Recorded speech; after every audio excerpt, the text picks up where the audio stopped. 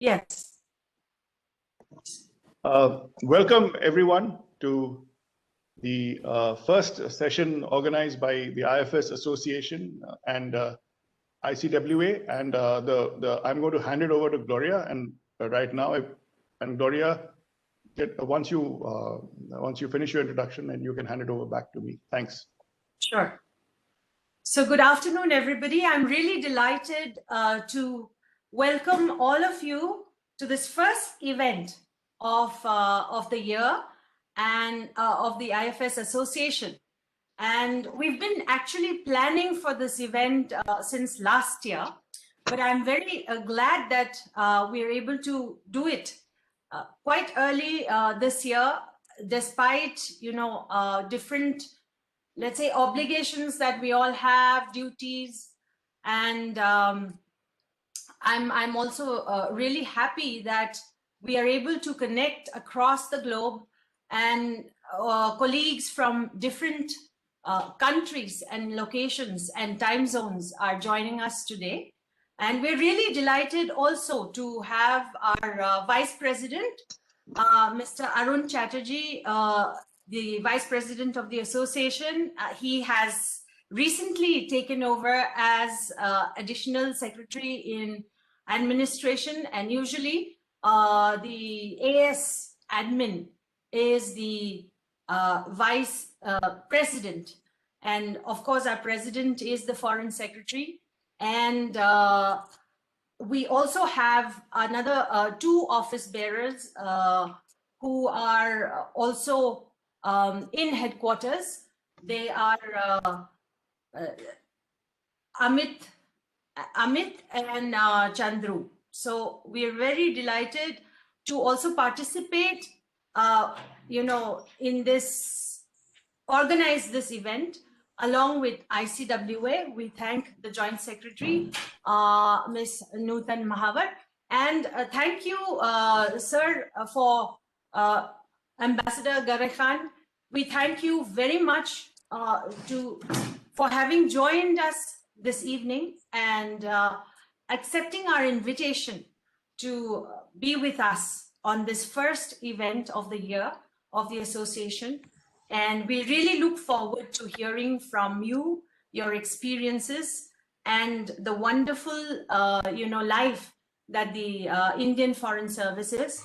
And I think we are also, looking forward to the contrasts and the similarities, perhaps, of the experiences that you and Aparna, who is a 2008 batch officer, might highlight this evening. And we also thank Aparna for joining us today from all the way from Islamabad.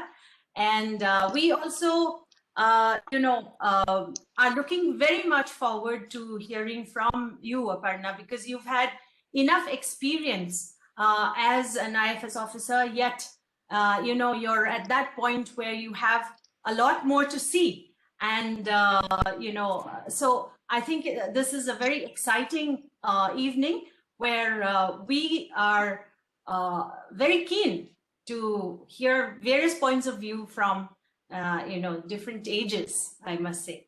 So thank you. With that, I give the floor to you, sir, moderator, Mr. Anupam Ray. Thanks, Gloria.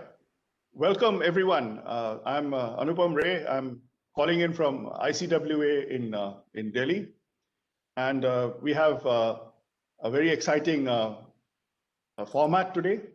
We have one of the most distinguished officers in our service, Ambassador Chinmay Gharekhan, 1958 batch, speaking to us today. You know, the Indian Foreign Services today has 73 batches, as you would have seen in the email. It's old enough to have, it's an institution. And if you add the Indian political service to it, then it's a fairly old institution.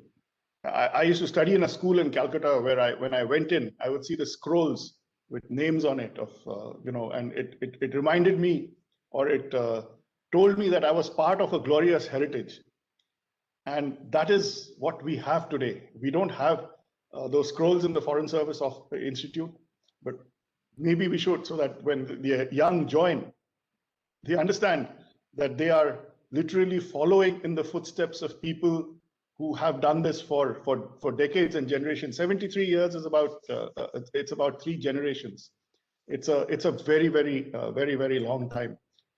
And the purpose of this is to actually not only introduce young officers to the traditions of our service by talking to one of the living legends of our service, but also to talk about how institutions must change with time, and therefore you got to know where you came from to find out where you are going.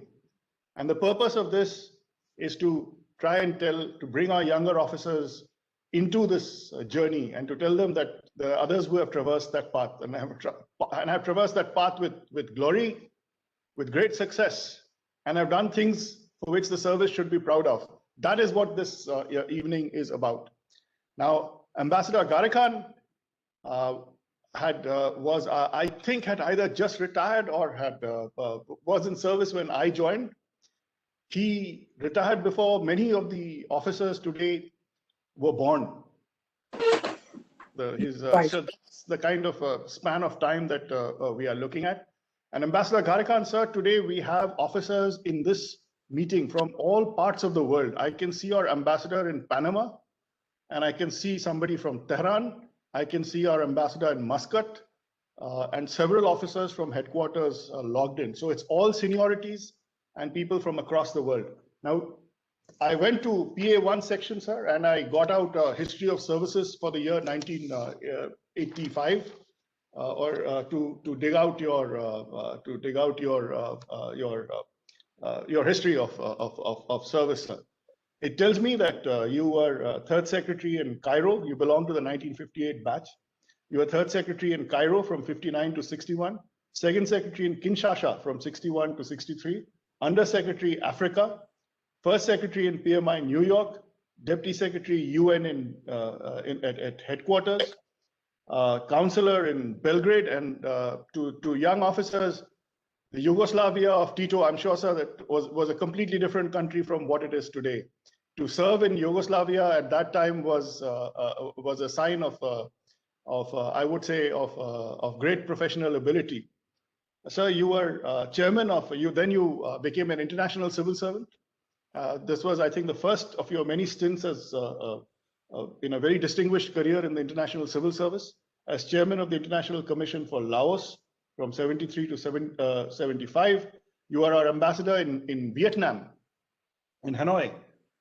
From 75 to 76, so you became an ambassador with 17 years of service, which would say, I would say that would, I think you became an ambassador in your early 40s, sir?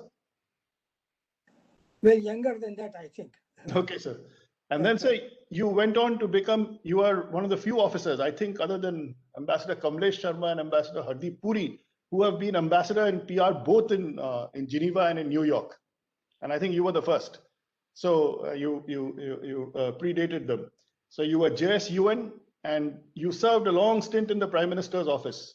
And I remember somewhere anecdotally hearing that you went on a trip from to Cuba or to some NAM meeting as a part of the Prime Minister's delegation, and then flew straight from there to take over as PMI as PR in New York. That's an administrative trick which I think which is used as a precedent even today. For those who are in administration. Ambassador Gharekhan, after this, became Undersecretary General of the United Nations. And he is the only Undersecretary General, as far as I know, who worked as a personal representative of the Secretary General in the Security Council. His book that he wrote at that time, The Horseshoe Table, which I studied, I mean, that's the word I use when I served as his lineal descendant in PMI New York after many years, was something which guided us in our tenure in the council in 2011 and 12. It's a classic, and I strongly recommend to all of you that you read it. After that, Ambassador Gharekhan was a special envoy of the government of India, I think so, with the rank of Minister of State for West Asia for a very long period of time. He is still active today. He is chairman of the Bharatiya Vidya Bhavan. And before this, he was president of the Indira Gandhi National Center for Arts. So this is a role model for us. When I said that he's a legend, a living legend, I hope that those who are listening understand why I said that. This is a man who's led many lives, and all of them with equal distinction. Sir, you will be speaking to Aparna, who's 2008 batch. She studied at the National Law School in Bangalore. She's from Calcutta. She has also studied at Princeton. She's done a year at Princeton. Her language is Chinese. I share three things with her, sir. We are in the same service. We are both policy planners, and we are brother and sister. So that's in the interest of full transparency. So those are the introductions. I now hand over the floor to you, sir, and to Aparna for your conversation, which you are listening to with great interest. The number of participants is continuing to grow, incidentally. Well, thank you so much, Anupam. I think you have exceeded all my expectations in giving my introduction, because I like to be introduced in a meeting because I like to hear nice things about me. But I think you have excelled yourself, and I am completely overwhelmed by the very generous and kind words that you have used about me. I'm sure your name will also go up in the university where you studied in due course in Calcutta or Kolkata, I suppose. And I'm very impressed with the way you have introduced me this evening.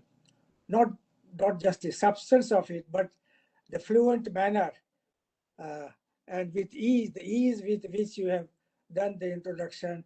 It was indeed very impressive. Congratulations for that.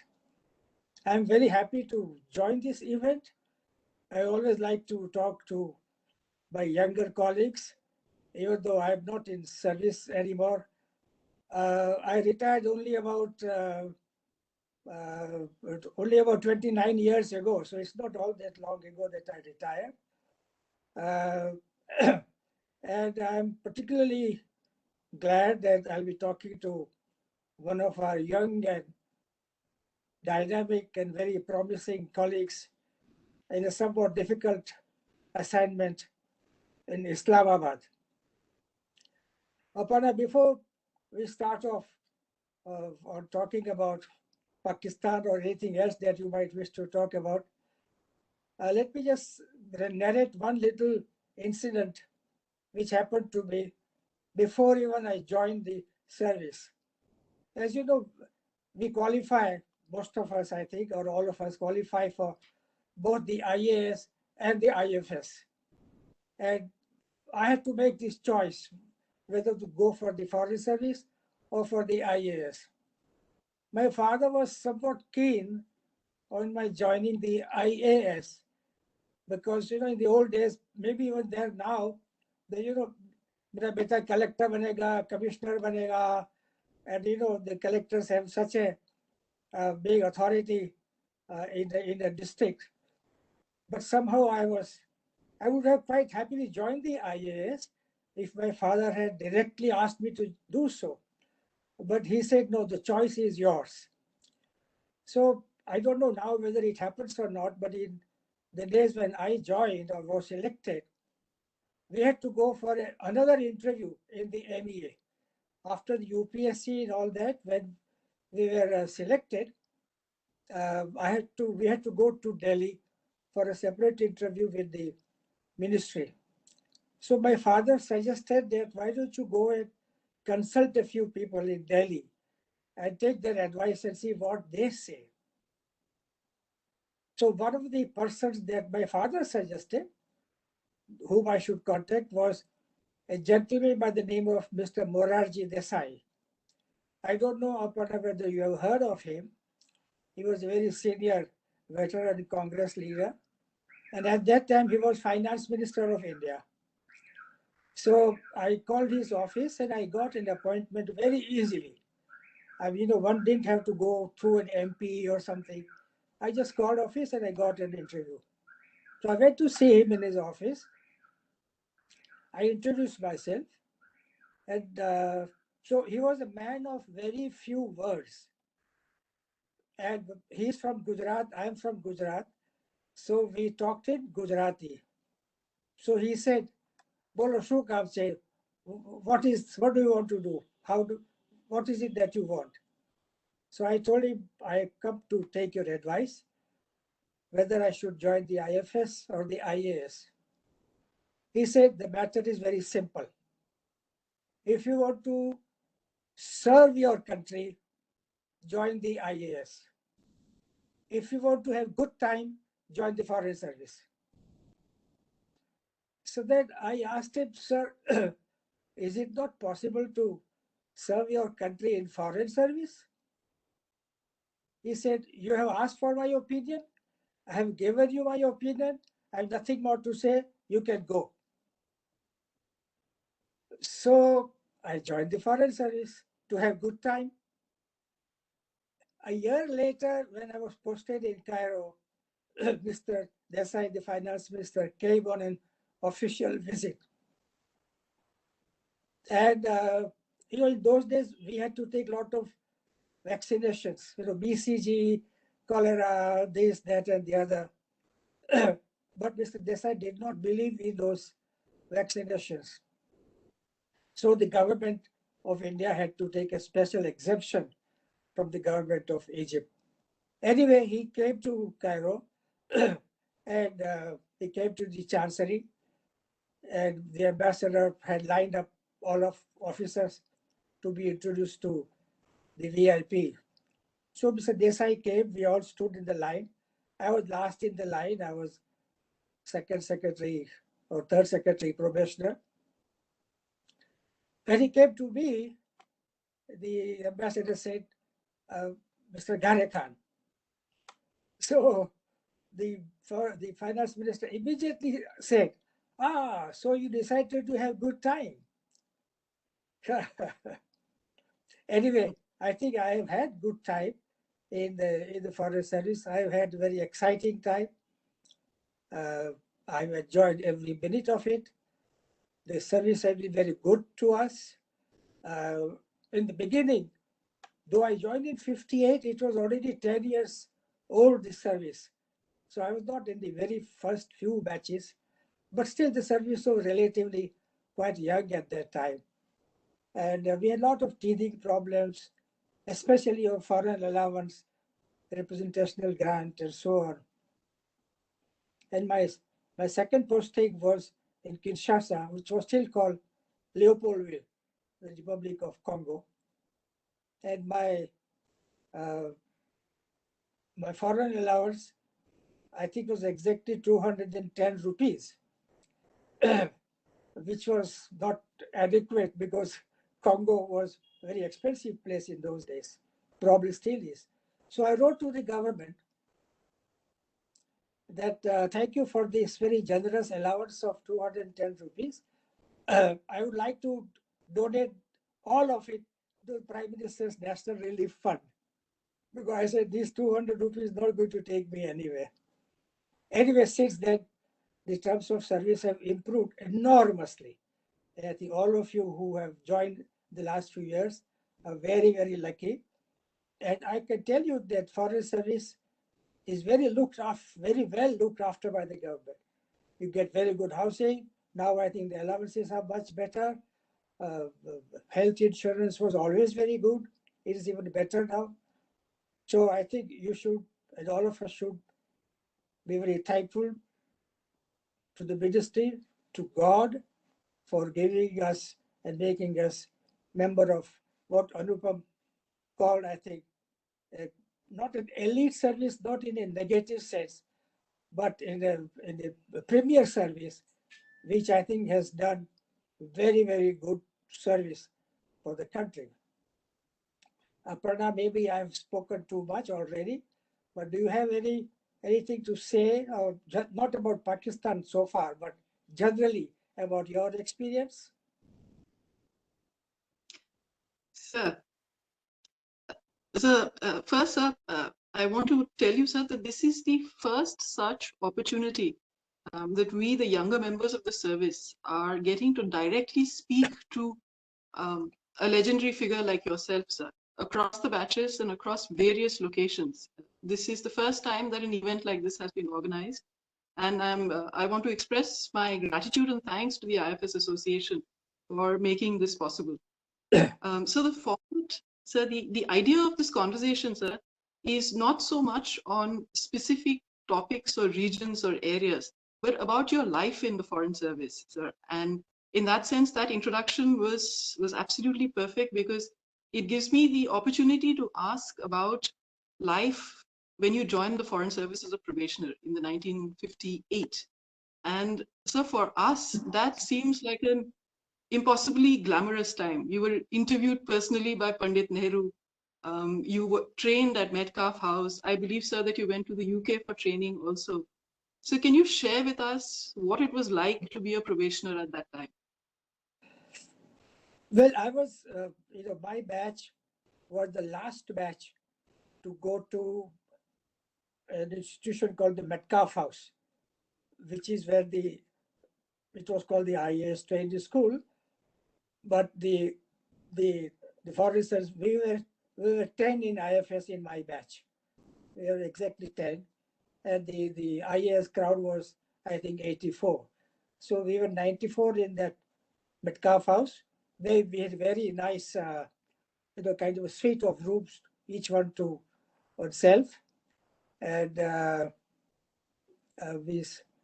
my salary when I joined service was exactly 350 rupees. And I thought it was a fortune. And from my very first salary, I got a very nice sari for my mother. Anyway, we used to sometimes come to Connaught Place, by bus and go to some restaurant, Volgar, and all those old places and go back. And the thing about Metcalfe House or now the academy, Lal Bahadur Shastri Academy, is that you meet your peers, your colleagues from various branches of government service. We only had the IAS, but I think you people had income tax and every other service in the same complex. So you have more contacts in different services in the country. I think the as a probationer in Delhi, the first year, I joined on 10th of April, Foreign Service, 1958. And we spent about 9-10 months, I think. We spent 6 months there in the IS training school. And then we went for 4 months, what is known as district training. We used to go to one of the districts in India, and the officers who came from south, they went to Hindi-speaking area, and people from the Hindi-speaking area went to south, and we were supposed to, pick up some language where we went. I was neither from the south nor from the north. I was from west, Gujarat state. So I went to a district called Hazaribagh in Bihar, the state of Bihar, I think which is now called Jharkhand or something, this particular part. Anyway, I had a very good DC, Deputy Commissioner, of course, a very senior officer. He and his wife were extremely kind to me. And I started keeping a diary. When I was in Hazaribagh for district training, I kept a diary. And I used to show it to my district deputy commissioner from time to time, and he would make comments on it. And I still have that diary. And I think if I may suggest something, I think all of you should keep a diary. You may not necessarily publish your diaries, though it would be nice if you could. Anupam referred to a book of mine called The Horseshoe Table. And the Horseshoe Table was based entirely on the diary that I kept when I was in the United Nations for that period of 2 years in the Security Council. So there I kept a diary in the district training, and it came back. And when we joined the service, as you mentioned, we were received by Prime Minister Nehru. He was also foreign minister. So here we were 10 of us sitting in his office in the South Block, the same office where Mr. Modi sits in South Block. And he asked each one of us to introduce ourselves, which we did. We were a kind of a mixed lot, like you all, I'm sure, are or were. And then he started asking questions to us about foreign affairs, about foreign policy. So one of the questions he asked, first of all, he asked, "आप लोग सब हिंदी समझते हैं? Do you all speak Hindi, understand Hindi?" So we had one or two from Bengal who did not understand Hindi. And I had a batchmate called Arun Kanti Das. We used to call him Dasho. And he said, "Sir, I'm sorry, sir. I don't know Hindi, sir." So Mr. Dev said, "No problem, we'll continue in English." So he asked the same fellow, Arun Kanti Das, "What can you tell me about the Berlin crisis? Can you tell me something about the Berlin crisis?" So my batchmate said, "Sir, actually for the last 2 weeks, we have been traveling in the country. So we have not been able to keep in touch with what is going on. So I can't say anything about the Berlin crisis." So he said, "My dear boy, I'm not talking about the last 10 days or 2 weeks. I'm asking you about the Berlin problem. Berlin problem is not 2 weeks old. It's a little more older than that. So what, can you say something?" So he said, "No, sir." Then he asked each one of us, "Tum batao, tum batao, tum batao, tum batao." All 10 of us, not one of us could talk about Berlin crisis.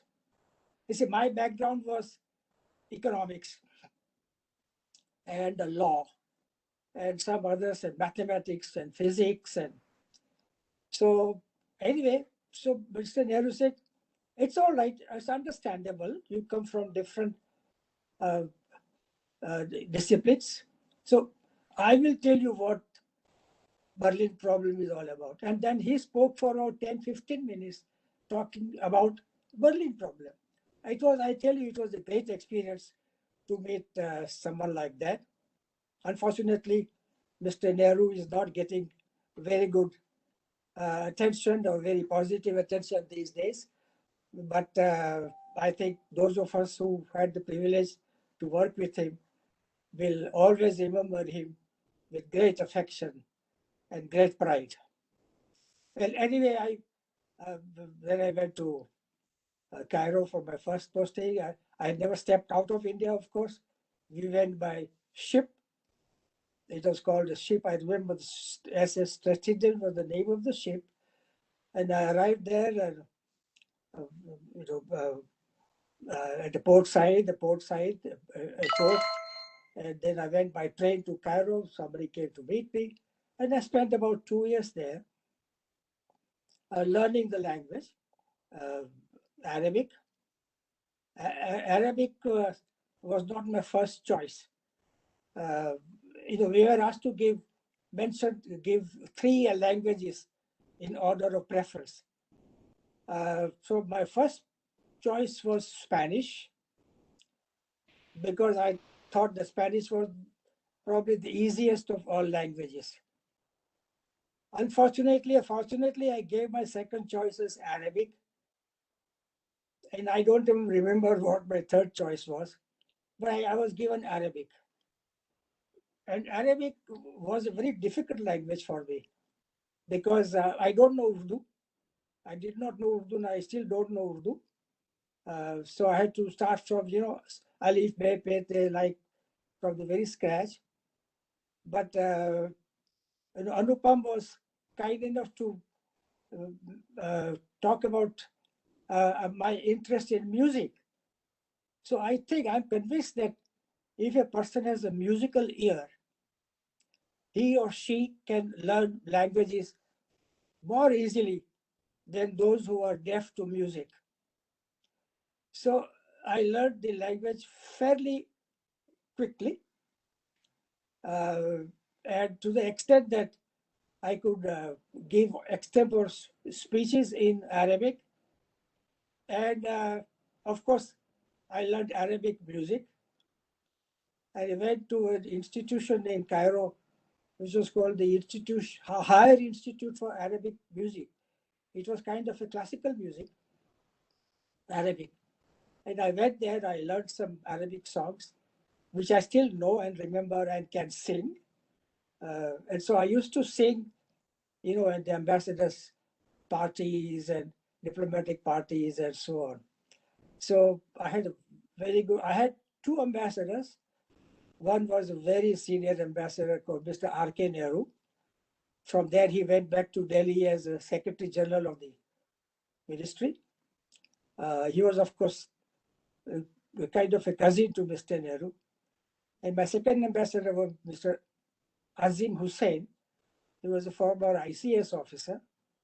I can tell you I was not very fond of him. And I think he was equally not so fond of me.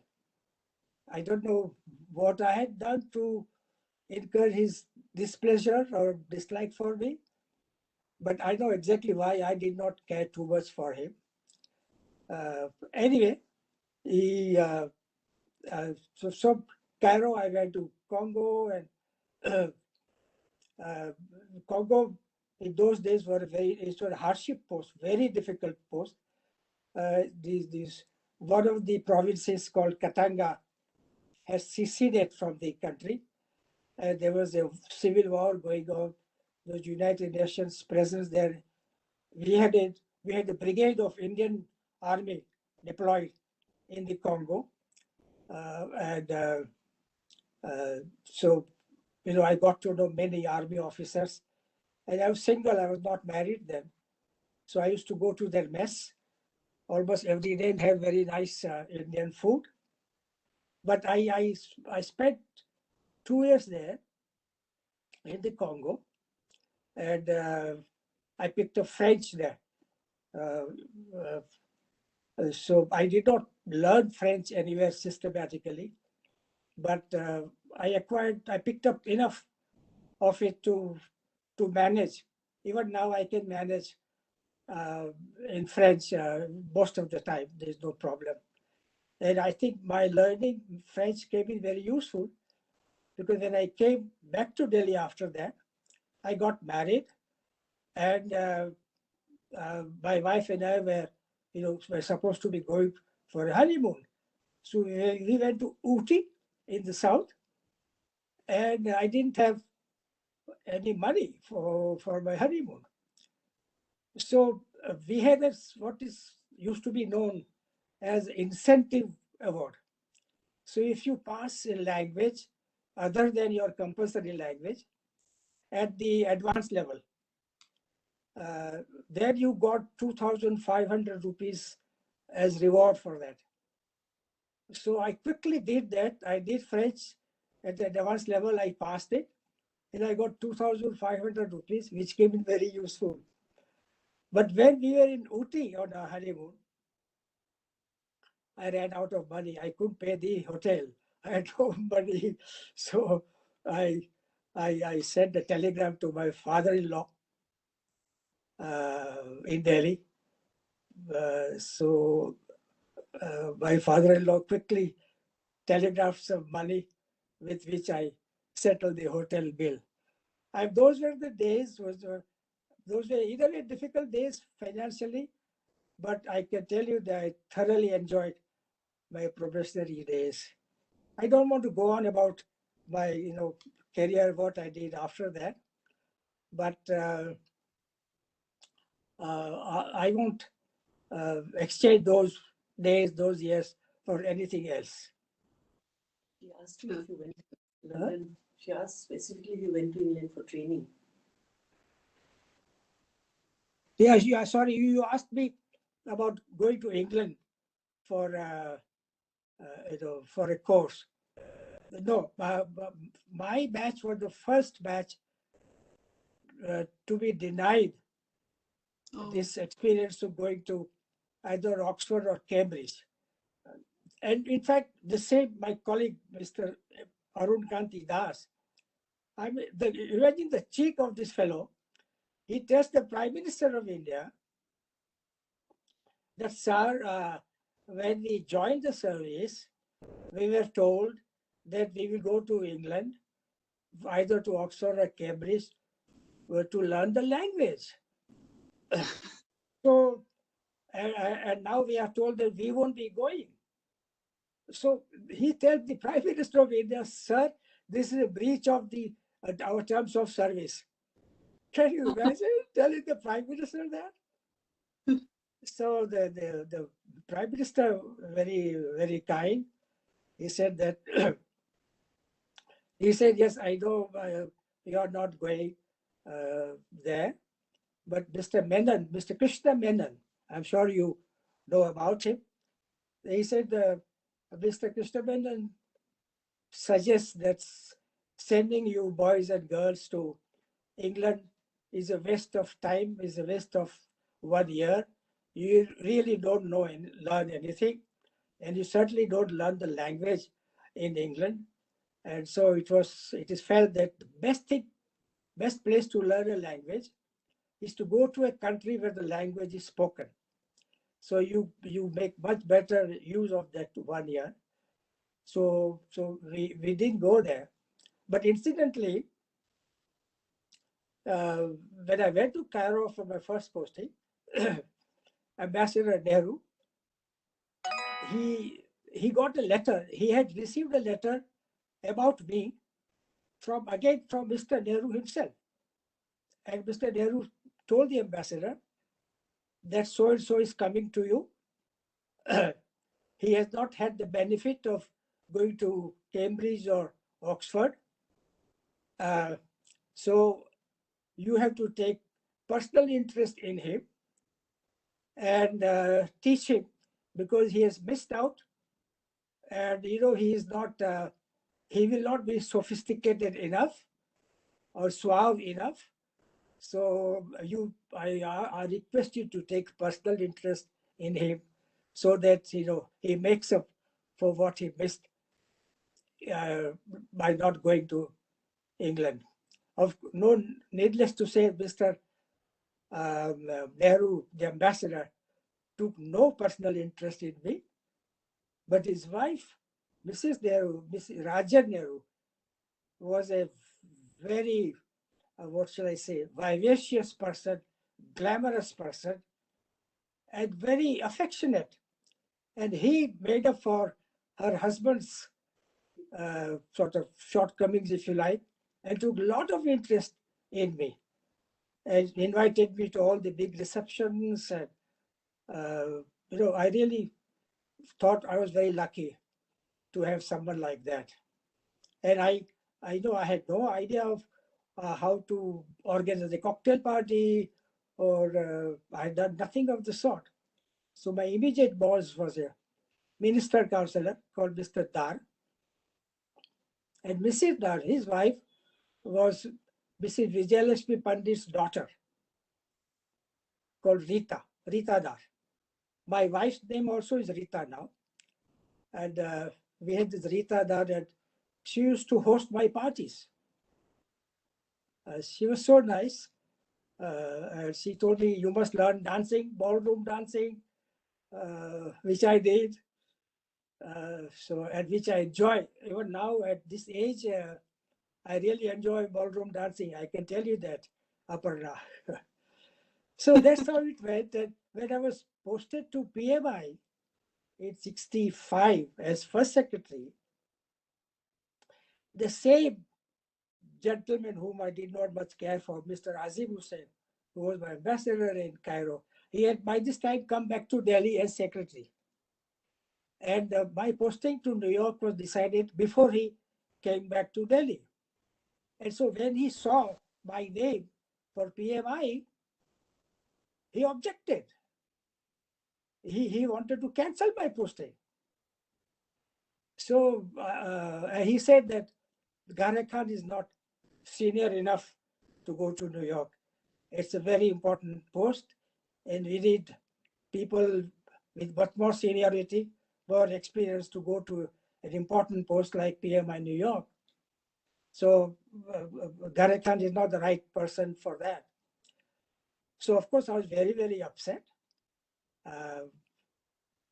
So I went to the Joint Secretary Administration and told him what is going on. I mean, so he said, well, this is what Mr. Azim Hussain says. I said, but this posting has been decided before he joined. The Foreign Service Board has taken this decision, and you can't sort of undo this decision. But I was so angry. I was upset, but I was also very angry. So I said that, okay, you want some senior people to go to New York? I'll suggest some names. So I suggested 2-3 names of officers who were in Delhi, who were very senior, who were so senior that if they had got their promotions in time, they would have become secretaries by that time. So you can imagine what kind of officers they were. So anyway, they were of the rank of first secretary. So I say, you send Mr. So-and-so or Mr. So-and-so to New York if you want senior people. Finally, my posting was maintained and I went to New York. I think I have never talked so much in my life before, I think. And up to you, Aparna, now you must say something or ask questions or whatever. Sir, so this is, thank you so much for candidly sharing with us, sir. This is, I'm hearing from you names, sir, that I've only read in books. Sir, I believe that that when you joined the service or around that time, Natwar Singh was the US FSP, and J.N. Dixit was your batchmate, sir. Yes. And of course, sir, you've gone on to serve with other eminent figures, sir, most notably the Prime Ministers Indira Gandhi and Rajiv Gandhi. So could you speak to us about some of the memorable Foreign Service officers, perhaps people who were your mentors or people you looked up to, who have left an impression, and what is it that you learned from them in your career? That's a very interesting, very good question. Also a very difficult one, I think. J. Dixit was my batchmate, as you said. I was one place above him. So before he became Foreign Secretary, at that time I was in New York. In my second incarnation in New York, SPR. And I was approached, I was sounded about becoming Foreign Secretary. Because firstly, I was senior to Mani Dixit, and I was not much worse than him in service. So I had a legitimate right, if you like, to that office of Foreign Secretary. So I was sounded about. In fact, somebody came from Delhi to ask me. I mean, he didn't come specially for that, but anyway, I was asked about that. And by this time, I had little less than a year left in service. So I declined the honor. And I said, I would rather stay on here. And I would be very happy if Mani Dixit became Foreign Secretary, because firstly, he's an outstanding officer. And secondly, because he's a very good friend of mine. So that's what happened. Mani Dixit became Foreign Secretary. I stayed on. And as we say, I think perhaps you say it also in Calcutta, I'm sure, that whatever happens is for the best. So I lost or declined the honor and privilege of becoming Foreign Secretary. But few months after that, it was October or so of 1990, that the Secretary General asked me to join him as Under Secretary General. So when I declined the honor, I had no idea of whether I would, I had not even thought of working for the United Nations, but this happened. And so I had no regrets at all. I served for nearly 7 years in the UN Secretariat, where again I kept a diary. Please keep a diary, because I kept diary in Cairo, and the Congo I didn't keep, but for many of the postings I kept a diary. For Laos, for Hanoi, and in Delhi also I kept a diary. And so, now you are in Pakistan, and when I was in PMO, when Mrs. Indira Gandhi's time, I'll tell you about her in a while, by experiences. But when I was asked to join the PMO, which of course I was very happy and proud to do, after a few months, I was asked to go back to the ministry. So I was kind of unhappy upset about it. I thought that Mrs. Gandhi is not happy with me, and so I have to go back to the ministry. You know how it is. I mean, if this happens to an officer at any age, he or she is bound to feel quite bad about it. So anyway, I had no choice. But before I left Prime Minister's office at that time, I called on Mrs. Gandhi to take leave of her.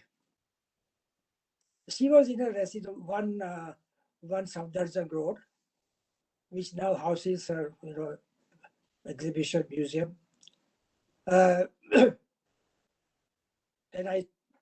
so she said, I said, ma'am, I come to take your leave, to say goodbye to you. She said, I know you are going back. I don't know why you are going back. As if she did not know, So she said, I don't know why you are going back, but they say you have to go back. So I said, hey, it's all right. I had the privilege of working with you, and I'm so happy and so on. She said, wo sab to theek hai, but keep in touch with me. So I said, yes, I will do that. He said, no, when I say keep in touch with me, I mean keep in touch with me personally. And I mean it. So I said, sure, ma'am, I'll do that. So I went back to the ministry. And there was a very fine foreign secretary by the name of Mr. Ram Sathe. He was foreign secretary, very, very perfect gentleman and a brilliant officer at that. So I went to him and I asked him, sir, so what happens to me now? So he said, well, I give you two choices. You can do either Europe, Western Europe, Europe West, or you can do Pak-IRAF, Pakistan, Iran, Afghanistan. I said, this is hardly any choice. Of course I'll do Pakistan. Who wants to do Western Europe? So I did Pak-IRAF for 1 year. And during that time, which I thoroughly enjoyed professionally, I learned a lot during that 1 year. I went to Pakistan a few times, and General Zia ul Haq was the strong man of Pakistan in those days. And he got to know me personally by my name. He always used to say Gharekhan Saab. So much so that, when the first SAARC meeting was held, when SAARC was established, in 1985 in Dhaka, in Bangladesh. So the president of Pakistan, President Ershad, he had written a letter or letters to all the heads of government of the other 5 countries at that time, 6 countries, making this proposal for an organization called SARC.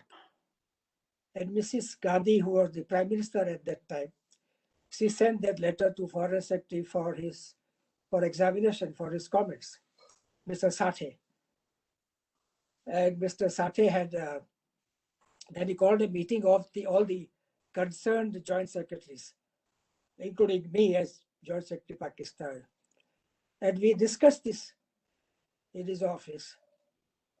And finally, some people were against, some people, most of us felt that it was difficult to reject this proposal because our concern was that the other 6 countries will gang up against us and with Pakistan. So none of us was enthusiastic, but we, at the same time, we could not straight away reject the idea. So we suggested to the Prime Minister that we may agree to the proposal, but with this condition that, with 2 conditions, that all the decisions will be taken by consensus and bilateral issues will not be discussed. So that was and remains the basis of functioning of SARC. So anyway, so we went to the first meeting of SARC in, I think, December 85. Rajiv Gandhi was the Prime Minister, and I was Additional Secretary in PMO at that time. So I went along with him. And one of the events at that meeting was an exhibition of stamps. All 7 countries were asked to issue special stamps to commemorate the establishment of SARC. So we had our own stamps. And the exhibition of the stamps was going to be the exhibition was going to be opened at 3 o'clock in the afternoon on a particular day. And the leaders had gone for a retreat in the river on a boat. So anyway, during the time that they were away, the person who, our postal department officer who had come with us, he came running to me and said that, sir, there is a problem. So what is the problem? So the Pakistanis, you can trust them to do this kind of thing. They had 2 of their stamps. One of their stamps showed the whole of Jammu and Kashmir as part of Pakistan. And the other stamp showed our entire border with Pakistan, with China as undemarcated, and the whole thing, like blank. So it was a serious problem for us. So when Mr. Rajiv Gandhi came back from his retreat, I went running to his office, to his room, and told him that we have a problem. So I explained to him. So he said, oh, what shall we do now? So I said, sir, you can't go back to Delhi with this kind of exhibition. There is, अरे भाई इतना तो मुझे भी मालूम है, लेकिन अब बताओ करेंगे क्या? So then luckily I got what I thought was a bright idea. I said, sir, you ring up General Ershad, tell him that you have something very urgent to discuss with him. And incidentally, I lost Aparna. I don't see her anywhere. I don't know whether she can hear me now. I think she can, sir. I don't see her either, but so please do carry on, sir. I mean, Okay. I'll try to find out where. why she So, went off. yeah. No, she's there, but That's she's all there, right. sir. She's there, sir. She's there, sir. Okay. So I suggested that you should ask to see General Ershad urgently before the exhibition was to be opened. So he did that, and all the leaders met by themselves without any aids in one room before the exhibition was to be opened. And I think our Prime Minister mentioned this problem and made it very clear to them that if these stamps were not withdrawn, he was going straight to Delhi and will not take any further part in any of the events in the meeting. So, of course, this was a very serious situation for the host country. Anyway, they discussed it, and when they all came out, we were, some of us were sitting in the outside room, and Zia came out and said, he said to me, Gharekhan Sahab, हमने आपकी बात मान ली. We have, I have accepted your ideas, your point. So the offending stamps were pulled back, were withdrawn by Pakistan. So, I don't feel comfortable when I don't see the person I'm talking to. Aparna, I don't see at all. So can you see me? No, I can't see you. Now I can see you. Yeah. So I hope you were able to listen to what I was saying. Yeah. So that was, so I mean, the short point was that I had several meetings in Pakistan. I went with the Foreign Secretary for a bilateral meeting. We went for some other meeting. Then I met him in Muscat. Everywhere, when we went to Muscat with Rajiv Gandhi, there was a big gathering there, and our Prime Minister Rajiv Gandhi introduced me to Zia, Mr. Gharekhan. So Zia said, "Arey Gharekhan साहब को कौन नहीं जानता है? Everybody knows Ambassador Gharekhan." Anyway, I think I'm talking too much about myself, but the point is that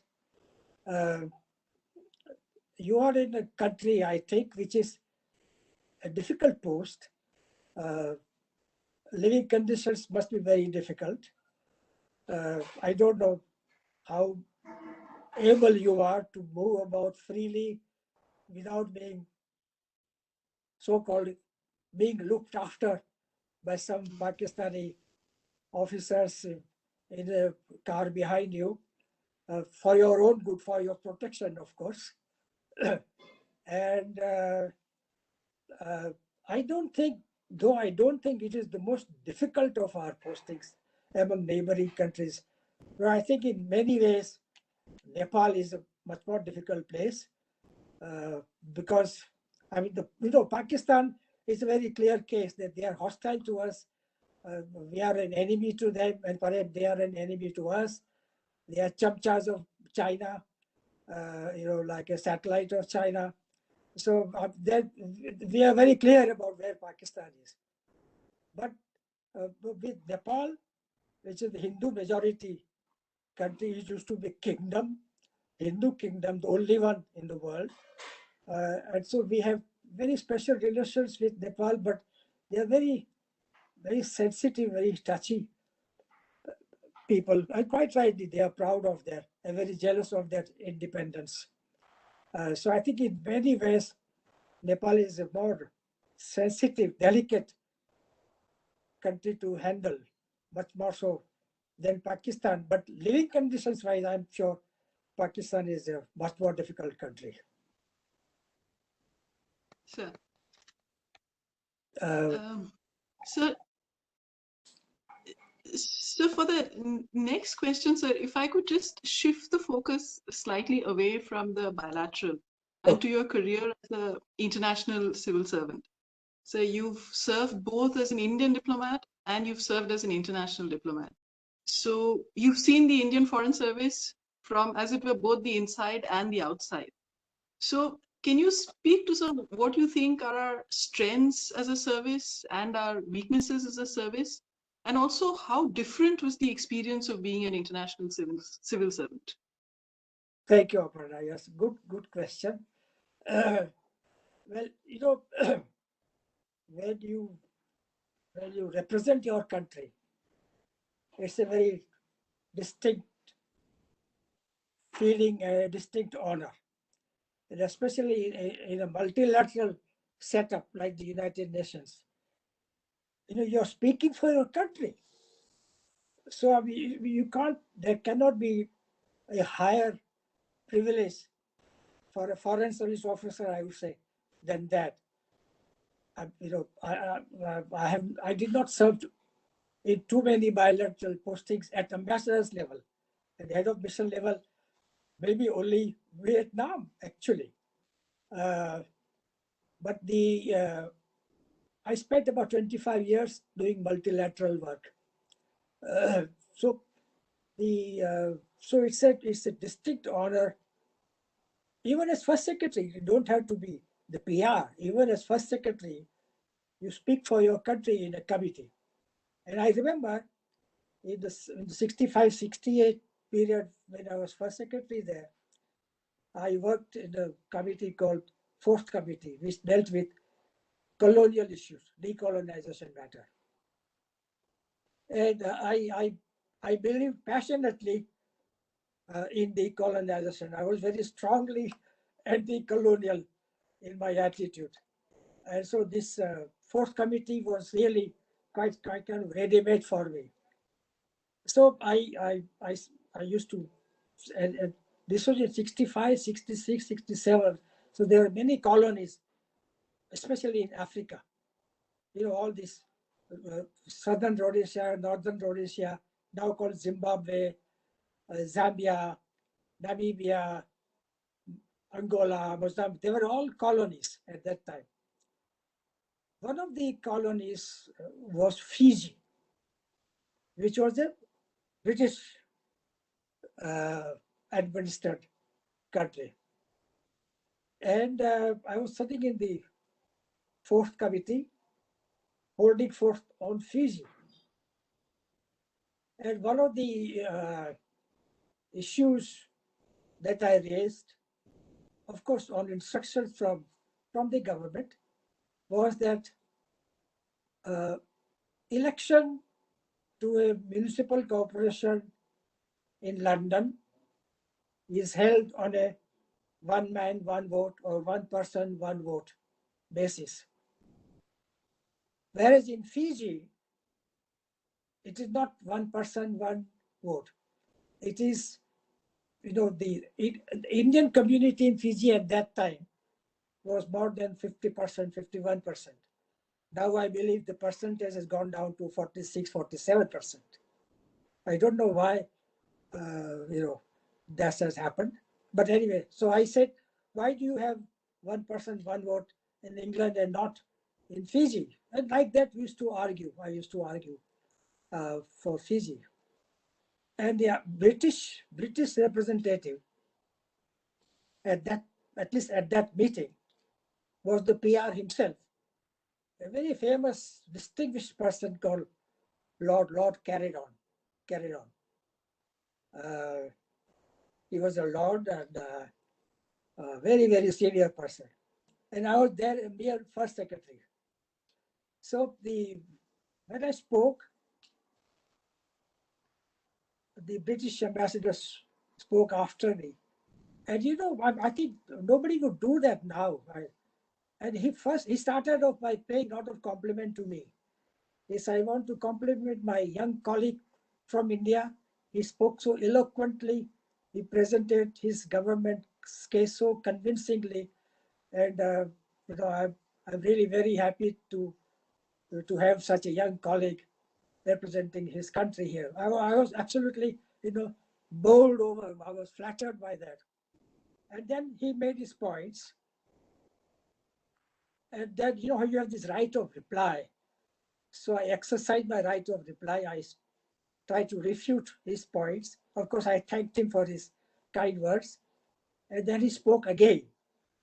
You know, reply to your right of reply. And then I wanted to take the floor again, but behind me was sitting my deputy PR, DPR, Mr. Brajesh Mishra. You might have heard of him. He was number 2 in the mission. And he told me, "Ab bas karo, ab zyada nahi bolna hai." So I stopped. But the outcome of that was that my DPR was very impressed with me. So Mr. Mishra was very, quite happy with me. So anyway, so as I said, to represent your country is one thing, great honor, distinction, and so on. When you are working as an international civil servant, they say that it is neither international nor very civil, not too much of service. But again, that depends on what you have to do in that job. And I was very fortunate. As Anupam mentioned, I was the first and the last personal representative of the Secretary General in the Security Council, because my boss, the Secretary General, was from Egypt, man called Boutros Ghali. He was very distinguished person. He was the minister in his government, and here he was Secretary General. He was very independent-minded person. And he told me, "Ambassador Gharekhan, I'm not going to go to Security Council for all these meetings. It's a waste of my time. I have so much work to do. So I want you to go and speak for me there, represent me there." So I was, of course, delighted to do that. So I used to sit in there for the Secretary General, not in the chair reserved for him, but the chair next to his chair. And I used to answer all the questions of the 15 members of the Security Council. And sometimes it became very awkward and very unpleasant for me, because in the absence of the Secretary General, the members would speak more freely and more critically of the Secretary General. And especially there was this American ambassador, a lady called Madeleine Albright, Ambassador Albright. She subsequently became Secretary of State, the first woman Secretary of State in America. And she became a good friend of mine. But in Mr. Boutros Ghali's absence, she would really speak very negatively about him. And I had to listen to this. And of course, I did not like what I listened. So I used to talk back at her and tell her that I think you have got your facts wrong, or whatever it was. And when I would report to my boss, Secretary General said, "Ambassador, don't take any nonsense from anyone. I'll protect you fully. I give you full freedom to exercise your right to speak and to maintain your independence or dignity. Do whatever you want to do, but you are free to do." So I used to do that. And let me tell you one thing, Aparna, that one thing I was very particular about was my self-respect. So I was somehow very conscious of maintaining my self-respect. And I would not agree to anything or accept anything which I thought would upset me, self-respect. And again, going another example, one foreign secretary, he will remain unnamed. He had come to Geneva when I was PR in Geneva. And I had a lot of argument back and forth with the ministry about some particular work assignment. You know, there is this thing called UNCTAD in Geneva. And so there was about, you know, why handling UNCTAD or not being allowed to handle UNCTAD, etc. So I had a lot of argument with the Foreign Secretary in writing. Finally, the decision went against me about that UNCTAD work. So I wrote to the Foreign Secretary. Imagine I'm writing to the Foreign Secretary. My dear Foreign Secretary, I have received your letter. And since you say that this decision has been taken at the highest level, I have to accept it, but I do so under protest. And this decision can only mean one of two things. Either the ambassador or the PR in Geneva has so much other work to do that he cannot devote time to UNCTAD, or the ambassador in Brussels, the ambassador in Brussels was concurrently accredited to UNCTAD in my days. So as or the ambassador in Brussels does not have enough work to do in Brussels, and hence he is given this additional charge. So whatever it is, henceforth, I'm going to devote much of my time to playing golf. And this I wrote in an official DO to the Foreign Secretary. And when the Foreign Secretary came to Geneva, he was passing through, he told me, Arey bhai, you are too young to have so much self-respect. Imagine. So, sir, I told him, sir, I'm sorry, but this is the one thing which is very important for me. And, you know, he tried to do other things to kind of, which I was not happy about. I was transferred to Delhi, and he said, you must come back by July. So I said, I can't come back by July. I'll come only in January after my children finish their school here. They said, no, if you don't come now, I won't be able to keep the the UN desk for you. I said, fine. If you find somebody else to do the UN work, fine. I no problem. You give it to somebody else. I'll take whatever is available. I'll take that. So, sir, don't worry about that. But I will not come before January. So that's what happened. So international civil service was a very good experience for me.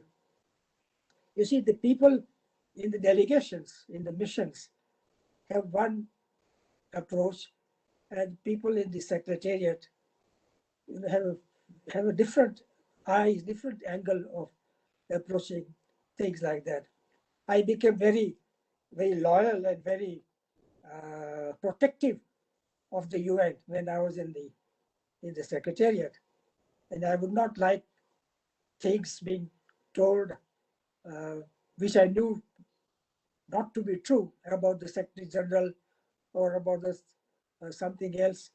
I would be very unhappy, and I would give interviews to defend the Secretary General, because I learned also from the UN side inside that the members of the UN, especially the big powers, the big five, they don't care at all about the United Nations. So because of their veto power, they behave quite arrogantly. And they really, I mean, I can say a lot about the P5, and they would insist on the Secretary General showing them any report before the Secretary General issues any report on any situation. But this Secretary General, Mr. Boutros Ghali, was very fiercely independent. He will not do that, and so he became very unpopular with the P5, and and so on and so forth. But I think that, of course, after I worked for 5 years, by that time, Mr. Boutros Ghali, he was one of the few, I think, or perhaps the only one, who did not get a second term as Secretary General. Because the Americans, especially this Mrs. Albright, the ambassador, was very unhappy with him. And vice versa, likewise also. So she made sure, and then she became Secretary of State. So there was no question of Boutros Ghali getting a second term. So he continued to get 14 votes, but with the Americans always vetoing his second term. 14, not 40, 14 votes. So I learned a lot about how the Big Five played politics within the Secretariat. They would always insist on getting their people appointed to various jobs in the Secretariat. And the Chinese are no better than that. Chinese initially were playing somewhat low key. But as the years went by, they became more and more confident. And now, of course, they are not only confident, but they are aggressive in their foreign policy. So their demand in the UN. There was a time up to the 80s when there was a tradition that the permanent members did not contribute troops to peacekeeping operations. They will not send any contingent, any troops. There was an unwritten tradition like that. But this started to change in the 90s. And first they sent observers, now they sent, I think, contingents. And China always demanded more than the other permanent members. So the Chinese have become more assertive in the UN. I remember when I used to represent India, when I represented India in the Security Council, 91, 92, I had a Chinese colleague called Li Dao-Yu. He was ambassador there. And so you know Mr. What's it, Shashi Tharoor by name? Yes, you have read his books perhaps. And you must read his very first book, The Great Indian Story. It is the Mahabharata. It is about Mahabharata, but written in a modern, modern terms. So anyway, Shashi Tharoor was the senior officer in the peacekeeping department. He was not the head, but he was the senior man in the peacekeeping operations. So he's always used to say that the Chinese ambassador always repeats what the Indian ambassador says. So the Chinese will always speak after me, and he would generally say, I agree with Ambassador Gharekhan, whatever he said. So Tharoor used to say that the Chinese won't know what to say if Ambassador Gharekhan was not there. Of course, he was being, trying to be funny only. Anyway, so international civil service is excellent experience. But I have one advice for the senior people who are sitting there. I see Mr. Arun Kumar is sitting there, secretary. I have one suggestion, if I may, which I implemented when I was PR there. The experience that a young officer can get in the United Nations, especially in New York, I'm talking about New York, only New York, is so precious. And even a few months there can stand in excellent stead to a young officer who spent some time in the UN. And I suggested to the ministry, and fortunately the ministry agreed, that the General Assembly session meets for 3 months in a year, September to December. So I suggested that they should send 3 or 4 young officers to New York for the duration of the General Assembly. And they will be there for 3 months. Of course, they will get the DA and etc. But that is not the idea. And we will put them in various committees. They won't have any responsibilities. They will observe, ask questions to us, and meet other delegates, people from other countries. And it would be a wonderful experience for these young officers. So they did that. One of them was, what's his name? He is now the Director General of IDSA. I don't want to forget his name, Baba. He's a good friend. Sujan Chinoy. Huh? What is Ambassador Sujan Chinoy? Sujan Chinoy. Chinoy. Yes. Sujan. Yes. Yeah. He was one of those officers. Subsequently, I think he got posted there also. So, Arun, if you can keep this in mind and see if you can do something about it. So if I could intervene, sir. Yes. I was in Geneva, sir, from 2000 to 2005. This was, sir, in the Human Rights Council, those days Human Rights Commission, Council not Right. exist. This is Yes. something which I had suggested to then PR, sir, Mr. Hardeep Puri, who is now MOS in Urban Affairs. So Yes. I had suggested to PR that during the Human Rights Commission meetings itself, if we could get the entire batch of probationers just for 2 weeks, sir, and they are exposed to all the committees where we negotiate the resolutions. Sir, there are umpteens resolutions from your experience from Geneva, sir, as you would know. So the I see. experience that a probationer would gain in those 15 days sitting in Geneva is a lifetime experience. Yes. So Yes. and so this is something I fully know what you are saying. I take it, and I'll definitely, sir, try to discuss with Foreign Secretary if we can squeeze in, sir. Okay. Yeah. Thank you. Yes. That's a Training program itself is truncated quite a bit, but it's something, sir, really worthwhile. And I think it happened sometimes later. The probationers did get a chance, the officer trainees, as we call them today. But I don't know whether the practice still continues. So I've just taken over, sir. Let me see. It's a very good suggestion, sir. I agree with you, sir. Well, I'm glad to hear that.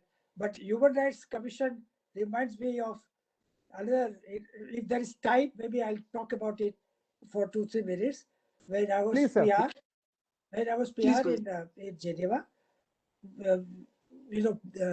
PR used to represent India in the Human Rights Commission, and of course, some people used to come from Delhi, and the on 1 year, Mrs. Vijayalakshmi Pandit came as India's delegate to the Human Rights Commission meeting, and she was very gracious lady, very charming person, wonderful person. So what had happened was that a few weeks before the commission meeting started, there was an incident at London's Heathrow Airport. And one Indian lady was going to London, and she was asked the purpose of her visit to London. So she said, I've come here to get married. I'm getting married here in a few days' time. So the immigration officer, I'm sorry, Aparna, I hope you don't mind. We are all grown-up people here. He insisted that that she should be medically examined before, since she claimed that she was going for a wedding. The immigration people insisted that she should be examined physically. So the woman protested, but it was done. So naturally, there was big uproar in India about this, and we are all very upset. I was very, very upset. So, so I told the ministry that let us raise this matter in the Human Rights Commission, because this is a matter of a human right of a lady, and we must not take it lying down. So the government agreed, and so I raised this in the Human Rights Commission meeting. And of course, I wrote down something for Mrs. Vijayalakshmi Pandit. She read it out very fluently, very well. And then, I lobbied, and I got many other countries to speak out against this horrible practice that had happened in Heathrow Airport. So we had a lot of support in the commission. And I said that I want to adopt a resolution condemning this practice. So the government agreed with me. And Mrs. Pandit also said, ha, theek hai, ye karna chahiye, there's blah, blah, blah. So, so I lobbied, I started preparing something that the British ambassador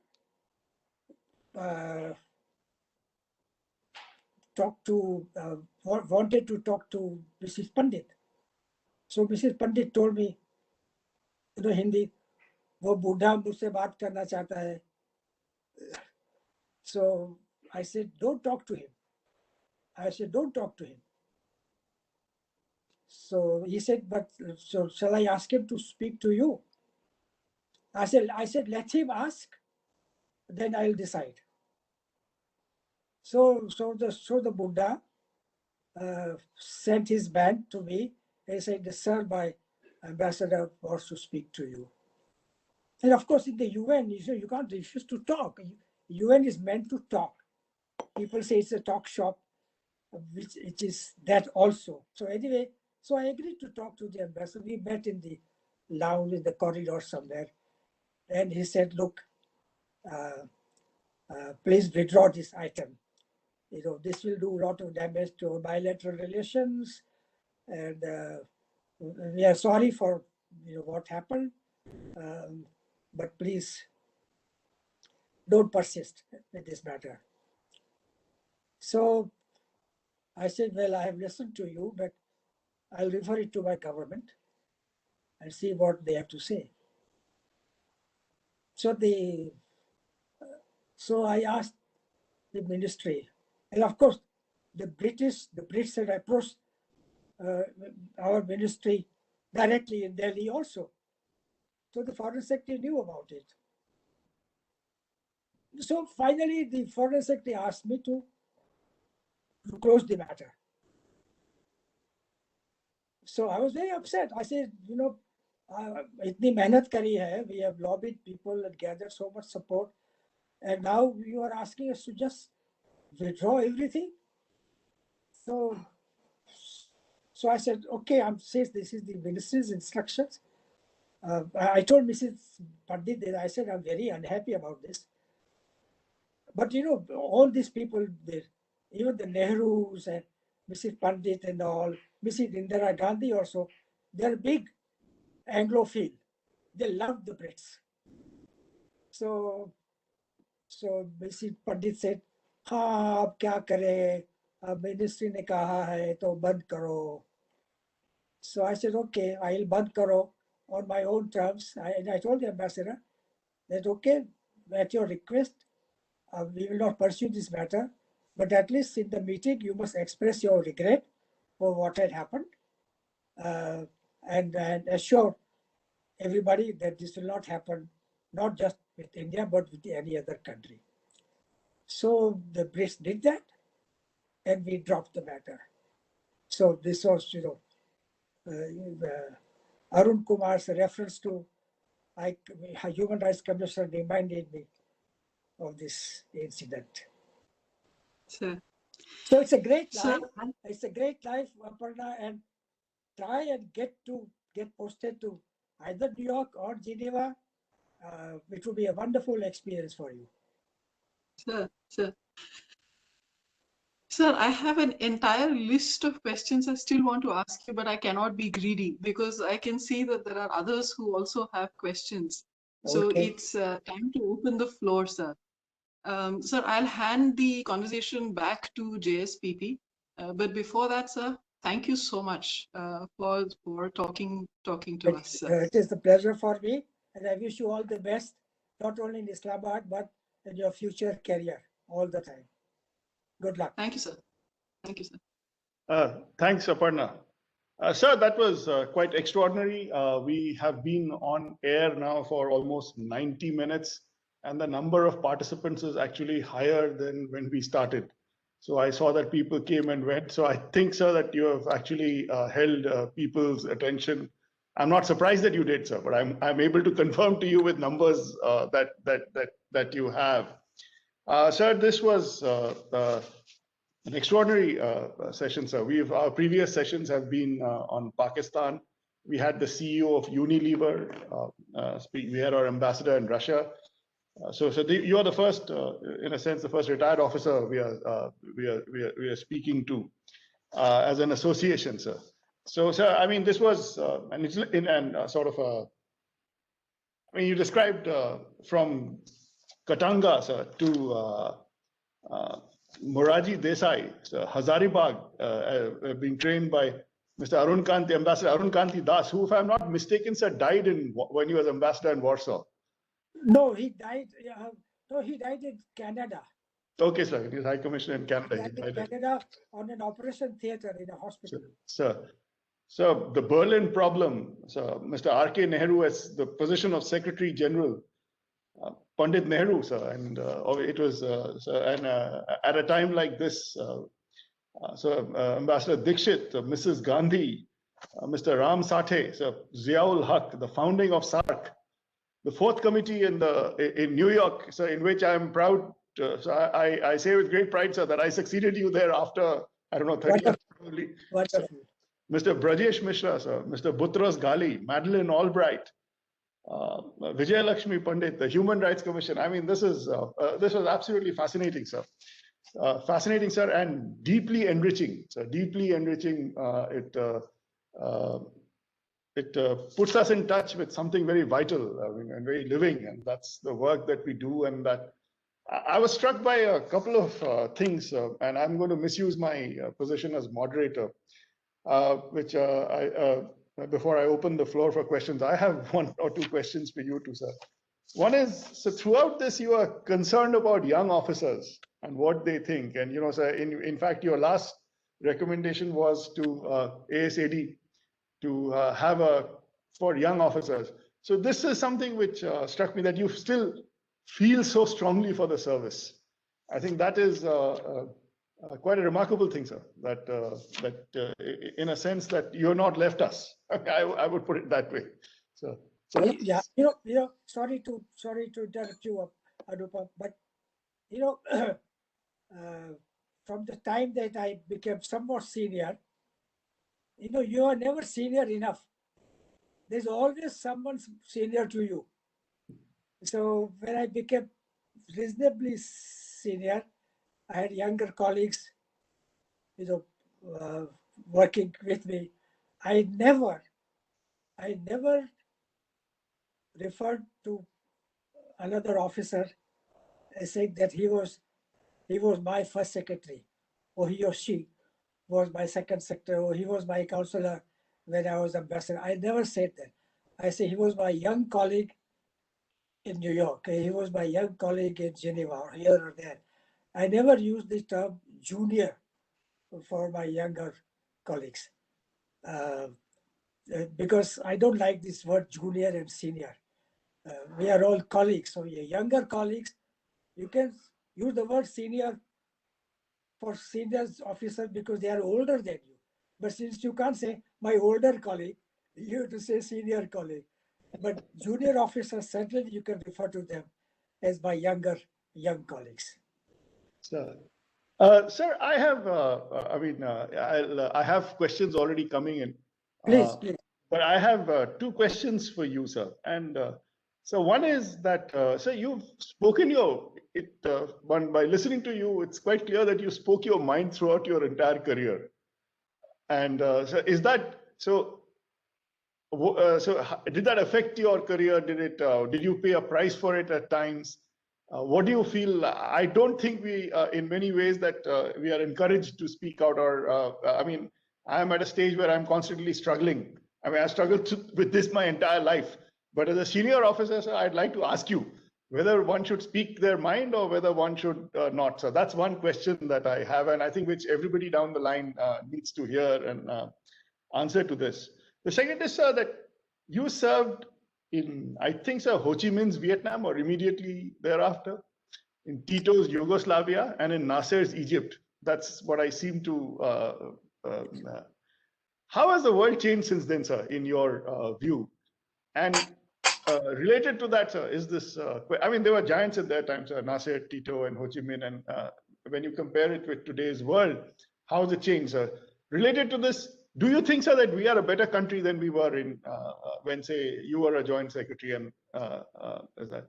So the last, I have just as a matter of curiosity, sir, was Ambassador Syed Shahabuddin your batchmate, sir? And would you be able to tell us something about him, sir? Well, your last question first. Yes, Shahabuddin was my batchmate. He was the most brilliant of all of us. An outstanding man, very patriotic Indian. He was, somehow called the second Jinnah later on, but he never was. He was a devout Muslim, but he was not a fanatic Muslim. And I had great affection and respect for him. I had some issues with him, but not because he was member of a minority community. We never thought in those terms. But yes, he was my batchmate and a wonderful friend. We all, used to go to iftar party. How he used to come to our house for Diwali and so on.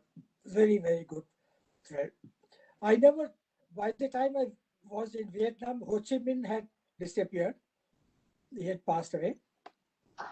And I had, the Prime Minister called Mr. Pham Van Dong. And the party general secretary or first secretary of the party, a man called Le Duan. I mean, those were when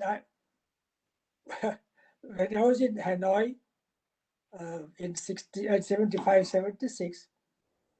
It was a very primitive country, Vietnam, especially the north where I was based, Hanoi. Very, very primitive country. There was only one hospital, and there was only one doctor for the diplomatic corps. One doctor. He was your cardiac specialist. He was your pulmonologist. He was gynecologist. He was everything. Just one doctor. And I have another story about that doctor, but I won't go into that. And there's, of course, there was Tito and there was Nasser. And I met both of them several times. Tito I met a few times. I was counselor in the embassy in Baghdad at that time. I had two wonderful ambassadors in the space of 3 years. And of course, Nasser, when I was third secretary, so I never really met Nasser, but let me tell you one little story. When I was in Cairo, you see, old people like me, we have stock of stories going back. So in I think it was 1960, that Mr. Nehru came for a visit to Cairo. And Nasser was the big man there at that time. So Nehru was put up in a place called Kubba Palace. I don't know if any of you have served in Cairo, they would know a palace called the Kubba Palace. So I was attached to him as the liaison officer. And so I also stayed in the same place as Nehru did. And so the first night, there was no official functions. So as they say, protocol, pamphlets, booklets, they say dinner in suite. So there was dinner in suite with Mr. Nehru and Mrs. Dar, my counselors, and his wife, Vijayalakshmi Panti's daughter, and a few of us were there. And Mr. Nehru suddenly asked, what is the meaning of Kubba? Kubba Palace. So I say, Kubba ka kya matlab hai? Kubba kya hai? What is the meaning?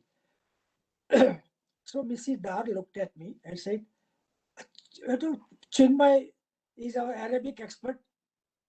Chinmay, batao, what is the meaning of Kubba? Of course, I did not know. So I said, it doesn't have any particular meaning. It's just a proper name. It has no meaning as such. Mr. Nehru, of course, did not persevere. He did not insist, but he was not happy with with my reply. So the following morning, somebody, a man called Ali Sabri, had come to escort him to a meeting with Nasser. So they were walking in the lawns, and I was behind them walking up and down. So then he asked Mr. Ali Sabri the same question, what is the meaning of Kubba? So Ali Sabri told him Kubba means a dome. And this palace had a dome, so it's called Kubba Palace. Mr. Nehru just gave me one look behind, and if looks could kill, I would have gone down into the earth at that time. And this was one such experience with Mr. So yes, I was there in Nasser's time. Those were great days. Egypt, Indo-Egypt friendship was, I think, has never been better since those days. When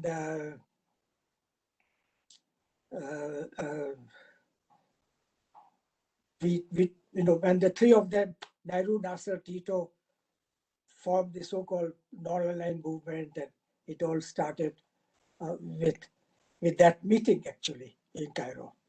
So I had get. What was your third question I had answered? First question I answered. What was your second question? I forgot. Doesn't matter. Sir, the question. No, sir. No, it's okay, sir. So the question was. One is that, do you think we are better off now than we were then? Yes. Well, we are certainly different. I don't know about better. We are, as they say in French, plus ça change, plus c'est la même chose. The more it changes, the more it remains the same. So we are certainly more prosperous country.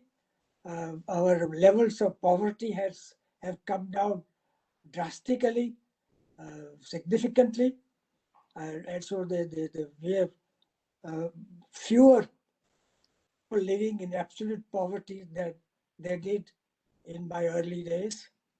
And then as far as the ministry is concerned, of course, we swore by non-alignment, a term which is not heard of at all these days.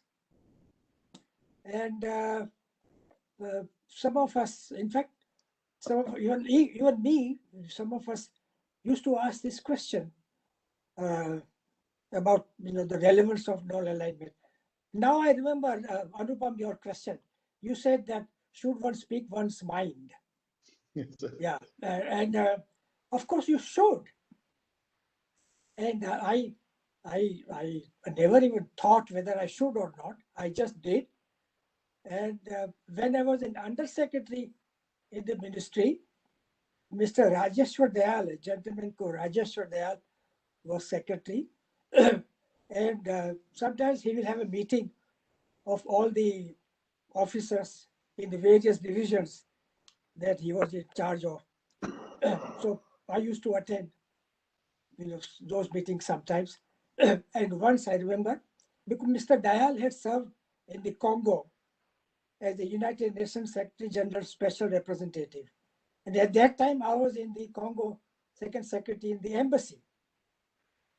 So I did not meet Mr. Dayal then, so I did not know him. But in a meeting like this, I told Mr. Dayal, sir, I think that I don't see why we have an embassy in Congo, because we have hardly any relations. We have no economic relations with them. And I think we are wasting our resources, human and financial, by maintaining an embassy. And so I just told him that, and he said, "What are you talking about? I mean, you don't understand things. It's a very, very important embassy. It's a very good listening post. You can see what's going on in the countries around you. Congo is in the heart of Africa. All this, blah, blah, blah. So, of course, I did not then reply back, but I did say that, anyway, sir, I don't see what specific benefit we are getting out of this embassy. So the point is that even when Mrs. Gandhi I was working with, or Rajiv Gandhi, I remember Rajiv Gandhi held a press conference in Washington, and he was very pleased with his press conference, the way he handled the press conference.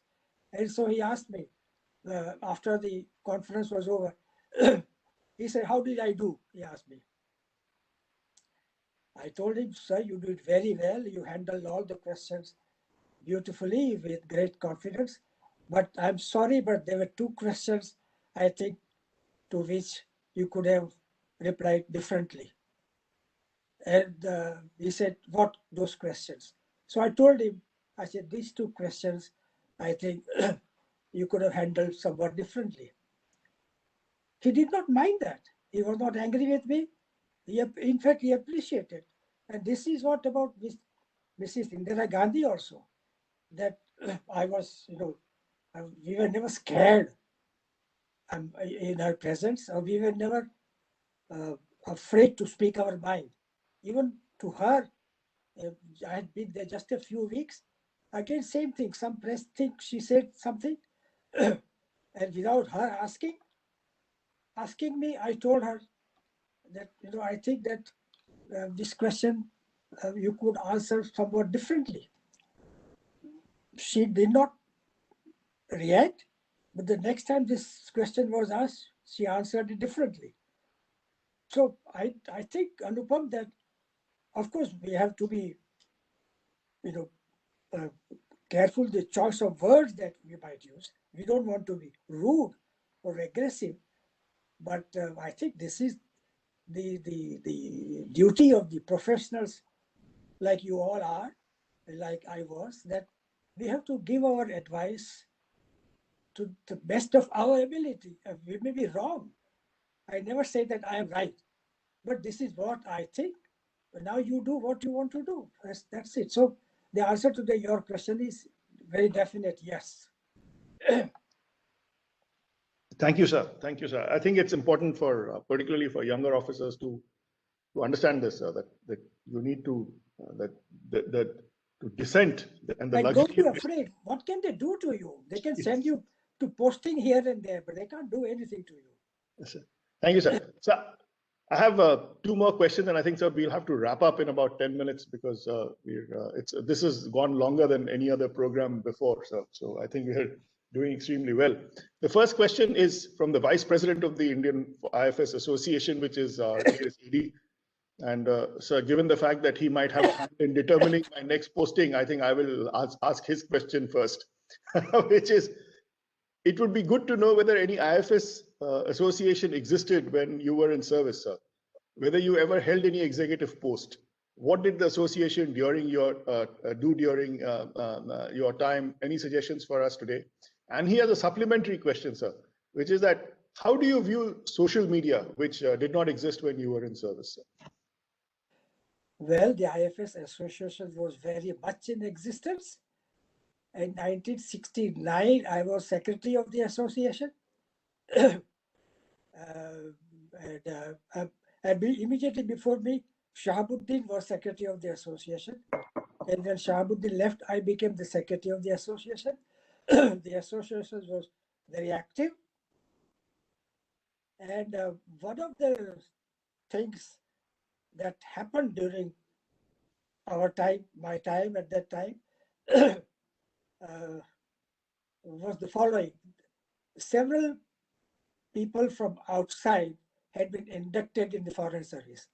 The lateral induction, lateral entry, who were not Foreign Service officers, but from other services, and even from the open market kind of thing.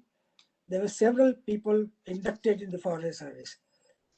So, of course, we were all very upset because we said that this is going to affect our promotion chances, prospects for promotion. So we objected, we protested, but the government had taken the decision. So we took the government to court. We went to the court. It went to, this, what is called a Central Administrative Tribunal, the CAT. And we took up the matter there, but alas, we lost our case. So these people remained. Some of them became ambassadors and so on. One of the things we used to do was we had an annual dinner. Of course, we had discussion groups and all that we had very often. We invited people from outside, finance secretary or some historian or someone or the other, and he or she would talk to us. In addition, we used to have an annual dinner, Anupam, formal sit-down dinner, black tie and all, band gala, in the Hyderabad house. And the foreign minister would be the chief guest. Because if the foreign minister was not there, we could not have Hyderabad house to host our dinners. So foreign minister always came. And by that time, I became secretary of the association. Mr. Nehru was no more on the, he had already passed away. So and the senior most officer, which was the foreign secretary, he would give a welcome speech, and then the dinner would proceed. And at the end of the dinner, the junior most or the youngest officer would propose a vote of thanks. That was the tradition. And one I remember, there was a lady officer called Madhu Balla. She became Madhu Bhaduri later. She gave this motion of thanks, and she spoke so well. So everybody was very impressed with her delivery, with what she said. So we had, I believe that this is no longer done now, but I think it is worth thinking about for you. Yes. Well, sir, I mean, to your point about this, I think the fact that you are speaking to us today and to we used to have a dinner, and I think there are various ideas which are doing the rounds. One possible thing, sir, which we might which we might think of starting, is actually something like an IFS weekend in Delhi, sir. Today, the number of retired officers for the first time in the history of our service actually exceeds the number of serving officers. I see. Yes, sir. I see. So we were thinking of organizing an event every year where officers get together and have more exchanges of the kind that we just had today, sir. So your question, your on social media, sir, if you have. Yes, well, I don't use social media. After a lot of persuasion from my relatives and all, I started using WhatsApp media, whatever it is called. That also I don't use too much, but I don't use social media, nor do I follow. I don't follow anyone on Twitter or anything of that kind. So you can say it's a zero for me for social media. So I have a somewhat unusual question from Ambassador B.N. Reddy, sir. He's 93 batch and currently the Ministry of Petroleum. He said, what are Ambassador Gharekhan's views on IFS officers taking to golf? Taking to golf? Yes, sir. I'm all for it. Golf can be very useful as a social asset in many countries of the world, especially in our neighborhood, Southeast Asia and all. Golf can be very useful in developing context. I understand it's country like Malaysia or Philippines or Indonesia, Brunei and all that, if you play golf and if you are a reasonably good golfer, which I'm not, you can meet, get to meet the ministers and very senior officers from the host government on the golf course or in the clubhouse at least. So I think I would suggest that people, if possible, should take up golf and also play bridge. Bridge can be also very good social assets. I mean, it is, of course, you have to read a lot. The more you read, the better for you, for your own development, but also things like golf or tennis or any sport. I think it's a good thing to take up. Sir, I have about 3 or 4 questions, but I'm going to guillotine it at 2, sir, and then we'll have to.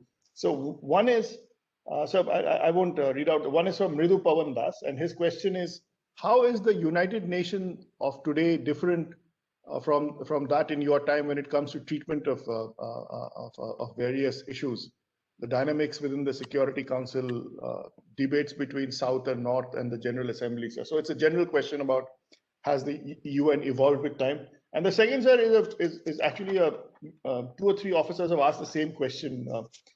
It's mixed up, but basically the question is, what advice do you have to younger officers if you had to, sir, 3 items you had to list. One of them, for instance, is asked about reading. So if you had 3 habits that you think that officers should acquire with time, or should acquire, what they are. That's it, sir. Wait, this is a typical media question. Any media, any journalist on the television always ask this question to the person he or she is interviewing. If there were 3 things most important, what would you say?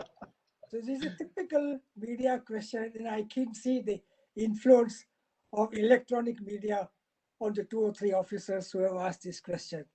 But I'm not going into 1, 2, and 3, but I think I've already said, kind of replied to these things, that be independent-minded. Independent, not in the sense of a rebel kind of thing, but do not be afraid to express your views, and be professional in your approach. Don't let political ideology of the ruling dispensation affect your professional judgment. So whether party A or party B is in power should not matter to you. You should just be strictly professional. And you may have your individual inclination. You may favor one party or the other. And you may vote accordingly, of course. You have full freedom to do that. But that should not affect your professional assessment and professional judgment. This I think, I believe it very strongly. Secondly, of course, any country you go to, you have to read up about that country. Very often we become ambassadors of the countries where we are posted to India, as if we are working. What is it called? The complex. What is this? Is some word for it? Localitis, sir. Localitis. Quite right, Anupam. Thank you. So we should beware that we are not afflicted by this localitis. It can happen sometimes to some of us, and that is the whole idea in transferring officers after every 3 years or 2 years, so maximum 4 years, I would say. So though I think there's hardly any bilateral posting where I completed 3 years, but of course I made up for it by almost 7 years in New York SPR. So why one may one may have full empathy for your host country, but don't get yourself too much influenced by their position and start arguing their case with our government. That's my second point, if you like. And thirdly is that make the most of foreign service. Enjoy, meet as many people as you can, make friendships with people from different countries, make your children, I would suggest that take your children with you wherever you go, so long as they are not college going age, but if they are school going, high school going, and nowadays the government is very generous, I think, that they will pay your fees. In my time, they did not. I think we were given 80 rupees for children's education allowance. You know, what is 80 rupees if you want to send your child to a school in Geneva? So I sent my children to local Swiss schools, which were free and excellent schools. So anyway, take your children with you and let them be exposed to cultures of different countries. And I think that will stand them in very good stead throughout their life. They may not, or they may join the foreign service. I always used to tell my son that if you're any good, don't join the foreign service. But he is much better than me in every respect, so he did not join the foreign service. Anyway, these are my three things, if you like. And so about the UN being, if you want to, sorry, the UN being different. UN, well, fundamentally, UN has not and cannot change. Of course, the one way it is changed is that in 1950, there were 53 countries, now there are 193 countries. So the membership has expanded almost 4 times. And the Security Council has not kept pace with that increase in memberships. Only thing is it increased from 11 to 15 in 1967, I think, or 66, 67. But after that, and some other organs have expanded. Security Council has not changed. So the dominance of the permanent 5 remains. In those days, of course, most of the time the Cold War was on, and so the vetoes were exercised quite frequently and freely. Now the exercise of veto has diminished, I think, very considerably. All the countries use their vetoes, the Brits and the Americans and the Russians. The Chinese only use their veto whenever the question of Taiwan came up. Not directly, but if some country established relations with Taiwan regime, then China would, raise this question and cut off relations with that country, etc. But otherwise, the P5, I always say that the P5 can always prevent an action which they do not approve of or which they are opposed to. They may not always have their way, but they will not allow anything to happen against their wishes. That's for sure. Like in the Gulf, but there are so many examples one can give. But basically, I would say that the membership has increased almost 4-fold. The dominance of the permanent members remains, and the same permanent members will not allow any new country to become another permanent member. That's for sure. And I think and one way it has changed is that the social issues are now much more predominant. The climate change was not much of an issue in my time. Now it is the issue. Similarly, the gender issues, narcotics, all these issues. The UN has done great work.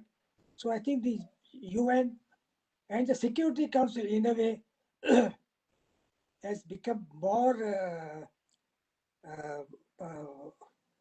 on-hand kind of organ, because not only questions of peace and security, but Security Council deals with everything now, whether it is pandemic or whether it is climate or anything, everything. Security Council has become much more proactive on many of these other issues. So I think the UN has changed in those respects, but basically, politically speaking, it remains more or less the same. Thank you. Thank you very much, sir. Thank you very much, sir. I mean, before I hand over the mic, the floor back to Gloria, permit me, sir, to thank you, sir, for your time. You know, sir, there is a thing called not just traditions, but in modern terms, we call it, I think we call it our DNA. So the intellectual or the DNA in terms of conduct of our service. I think today we got to see that DNA, and we got to understand how many of the things that we today take that are part of our life have emerged and changed. You know, all of us are hankered for some knowledge of the past, for approval of the past. So, sir, when we spoke to you today, it was like speaking to an elder, and in a sense, sir, receiving your blessing, and if I may use that term. And it meant a lot to me personally, and I'm sure it means a lot to all of us. I can tell you, sir, that there are about 10 ambassadors right now who listen to it throughout, and in different time zones. Very few. I think almost nobody's left the group. So from geopolitics to service conditions, and your advice to take the service in its entirety, not just in a professional aspects, but personal aspects, is, I think, something which we will. Although I have only 6 years left, sir, but I think that's something which is very, very valuable for all of us to listen to. Thank you, sir, again. It was a great honor for me personally to have this conversation, to moderate this conversation between you and Aparna. We hope to see you, sir, at our association or at IFS get-togethers again. Thank you to Aparna, and thank you to all your questions. I'm sorry I couldn't finish all the questions. Over to you, Gloria. Thank you, Anupam. Thank you very much. Thank you, sir. I'd like to thank you on behalf of the Foreign Service Association for having given us and your time, so much of your time. It was like a marathon, and going through your whole experiences, such varied ones. I won't repeat them because our moderator has also just said how vast and how varied those experiences were, very valuable and inspiring, I must say. And today we have really, you said you were not in social media, but I can tell you in today's terms, I can't tell you really that how many terabytes of knowledge and wisdom we would have downloaded, and thank you so much for that. And really, sir, we really appreciate your candor, and the way you have shared. And I think the thing about what you spoke about, maintaining a diary, has really helped you in, recounting all these stories and all these experiences that you have had in a way. So I think many of us will, those who have not done so, will now start to, write diaries. And I do hope that, we will be able to meet again and have another opportunity to listen to you. And I really thank Aparna. Thank you very much for, taking out your time. I know that in Islamabad, you all have a lot of things to do, especially on a Saturday. But, you've really done a very great job in drawing out I think some of the experiences that Ambassador Gharekhan did with some of the questions that you had asked. And thanks to our moderator, we really thank you, sir, for really making this come alive, I must say. And also we thank the members who have really asked questions, participated, and we encourage more and more of our members to participate and ask questions. If you want to send your questions in advance for events, please do so. To the speaker, and we will get in touch with them in advance and send them the questions as well, so which will really make it very interactive. So I wish you all a very great weekend, and I hope that we will be able to continue this event again.